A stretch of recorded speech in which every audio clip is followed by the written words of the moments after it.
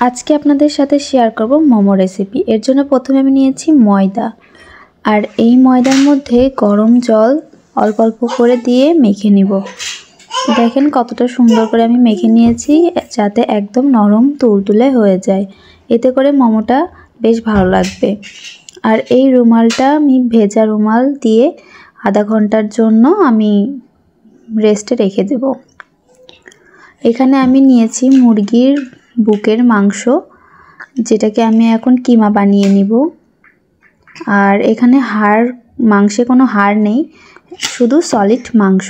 এখানে আমি এভাবে ছুরি দিয়ে কিমাটা করে নিচ্ছি। দেখুন আপনারা চাইলে এভাবে করতে পারেন, ব্লেন্ডার দিয়েও করতে পারেন, অথবা পাটায় পিষেও করতে পারেন। তো আমি এভাবে কিমাটা এদিকে করে নিলাম। এবার কিমার মধ্যে আমি দিব কাঁচামরিচ কুচি, স্বাদ মতো লবণ, দিয়ে দিচ্ছি আদা বাটা, একটু পেঁয়াজ কুচি, গোলমরিচ গুঁড়া, আর দিয়ে দেব পরিমাণ মতো সয়া সস। এগুলো দিয়ে মিক্স করে নেব, আর সাথে দিব রসুন কুচি। এগুলো দিয়ে এবার সুন্দর করে মিক্স করে নেব, আর সেই সাথে দিয়ে দেব একদম গরম তেল।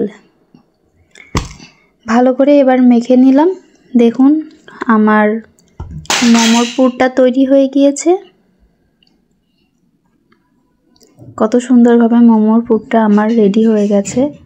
আর এইদিকে আমি এবার দেখে নিলাম কেমন হয়েছে আমার মোমোর রুটিটা।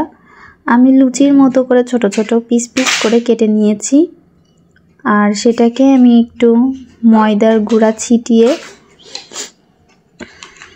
আলাদা আলাদা করে নিচ্ছি, যাতে একটা একটার সাথে মিশে না যায়। এখানে আমি ময়দার গুঁড়া দিয়ে দিব এখন।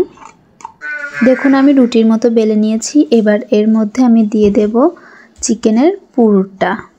মোমোর যে পুরটা রেডি করেছিলাম সেটা আমি দিয়ে দেব। আর এবার আমি মোমোর প্যাচটা এভাবেই দিচ্ছি। আমি যেহেতু প্রথমবারের মতো বানাচ্ছি, সেহেতু আমার মোমোর প্যাচটা অতটাও ভালো হয়নি।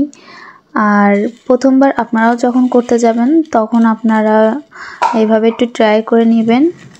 হয়তো আপনাদেরও একটু এরকম হতে পারে, আস্তে আস্তে সেটা করতে করতে ঠিক হয়ে যাবে। তো আমি এভাবে সবগুলো মোমো রেডি করে নিয়েছি। এবার রাইস কুকারের মধ্যে একটু পানি দিয়ে আমি উপরে আর একটা ঢাকনার সাহায্যে এই যে মোমো করে নিয়েছি। 10 মিনিট সময় লাগবে।